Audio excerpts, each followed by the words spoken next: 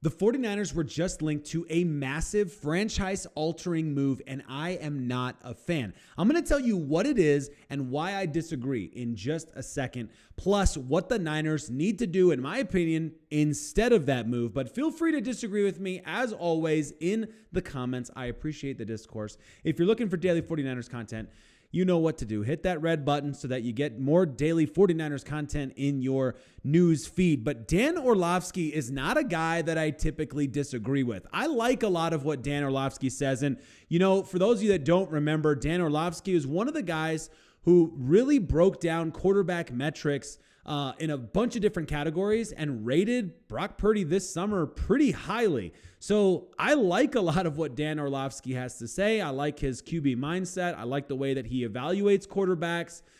When people are making lists and saying top 10, top 5, whatever, he wants to make 7 different categories of the list to make more sense of the list. And I just love that he thinks that way, but I got to disagree with him on this one.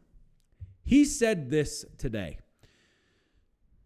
Houston Texans, San Francisco 49ers, Cincinnati Bengals, and the Denver Broncos. If I were one of those 4 teams, I would immediately be calling. I think he's still a really good player, talking about Cooper Kupp. He's not going to be 2021 Triple Crown winner, but very much so a high-end, at worst, number 2 receiver.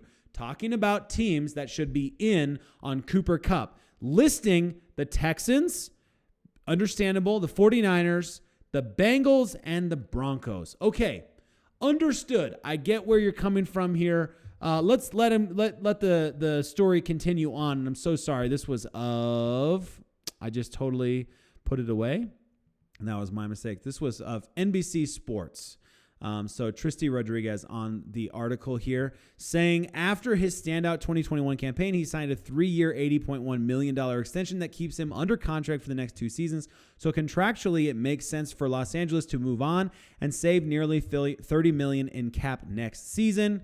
San Francisco, what's Brandon Aiyuk's health coming off of this injury? They really only have Pearsall and Jennings. Dan Orlovsky said 2 good players, but Cooper's immediately an upgrade. Notice, with the star-studded 49ers offense, Pearsall and Jennings are the only 2 referenced guys because Aiyuk, might not be starting the season, whatever. Okay, thank you, Orlovsky. I get what you're saying. You say snag Cooper Kupp. I'm going to let you guys go ahead and hop in the comments and tell me what you think. I'm going to disagree with this call, and I'm going to give you quite a few reasons why I feel like this is a bad move for the 49ers, why this is not what the Niners need to be focusing on. But let me know in the comments if you disagree. Of course, don't sweat it. Here's my take. I'm out on this trade for a couple of reasons. One, the number one and most obvious reason, this has nothing to do with Cooper Kupp's abilities, his talent. He is still a very good player. If he can stay healthy, he's an incredible asset to any team that has him. But this is not where we should be making big money moves.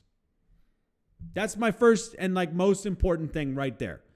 This is not where the 49ers need to be making their money moves. I'm going to get to, on the next slide, what I think the Niners need to be doing with the money moves. If they're going to make big money moves, where they should be splashing cash, all that good stuff. But number 2, Deebo Samuel isn't done yet. I don't understand how Dan Orlovsky can throw out there Ricky Pearsall, who had this much of a season where he was actually healthy and playing and in rhythm and looking good, and Juwan Jennings. Understand Juwan Jennings. But if you're going to throw Pearsall in the mix, you have to also throw Deebo in the mix, as far as I'm concerned. Deebo also had a really long stretch where he didn't play well. No, it wasn't because of a gunshot wound and a tragedy and things like that. It was a different situation. But still, you have to then reference, if you're going to say, well, Ricky Pearsall, they got him going forward because maybe he just doesn't believe Deebo has it anymore. And I just disagree, frankly. That's just not where I'm at. I don't believe what we saw this season was Deebo's best by a long shot, but I don't think it means he's done. I'm not out on Deebo Samuel. I'm not saying I wouldn't flip him for somebody else. If he's trade capital in a guy like Myles Garrett kind of move, sorry, Deebo, you got to go. But I'm not out completely on Deebo Samuel's next couple of seasons as a football player. Okay. He wrote him off after a bad season, which I think is crazy. Deebo not only still has it, but everybody back healthy. I bet he's going to look just like he did 2 seasons ago now, or a season and a half, however you want to do the math, in 2023. I thought he was an impact player in 2023. He will never be the 2021 player that we saw. I just don't see that happening. I don't think the Niners will rely on him that much in the post Christian McCaffrey trade days, right? Now that we have CMC. And I just don't think we're going to get that kind of value out of him. I just don't think he's going to be that guy, but it doesn't mean he can't be an incredible player. Same thing with Cooper Kupp. It doesn't mean just because they're aging that they can't still be valuable. He'll probably never have that 2021 year ever again, but he is still massively impactful. So no. Number 2, Deebo Samuel's not done yet. Don't throw him out of the mix. Don't count him out yet. I'm not there yet. Number 3, age is not in our favor. Okay? And Cooper Kupp's best years are behind him.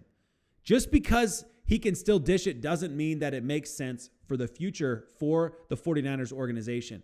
If we're going to splash cash for a big move on offense, it needs to be younger guys. It cannot be guys heading into their final contracts toward the end of their career.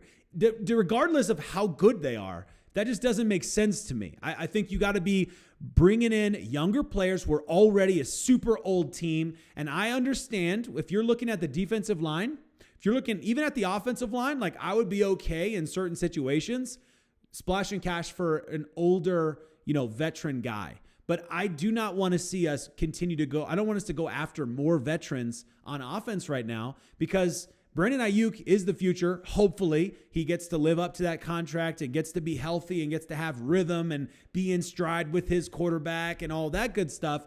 But we need other guys like Ricky Pearsall. That's great. Love to see more of Jacob Cowing next season. I'd love to see him really start getting some serious reps. There are younger guys that need to start taking over the helm. We need to go out there and find a Tyler Warren type. We need at some point, I don't know if it's this season, but we got to at some point find somebody who can do what George Kittle does because he is immensely valuable to this football team, incredibly valuable. So I don't think that we want to be spending our big money moves on these players. What should we be doing instead?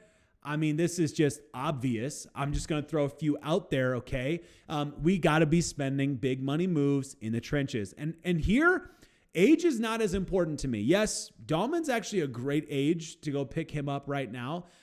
He's got plenty of years left on the tires. But more than age right now, it's about getting high quality, proven talent in the trenches. We know what's draftable. We know there are guys on the defensive side of the ball, especially, that are draftable. So we're going to get young talent if we want it on the defensive line. But can we go out there and get a guy who's game ready first week of the season and is an impact player?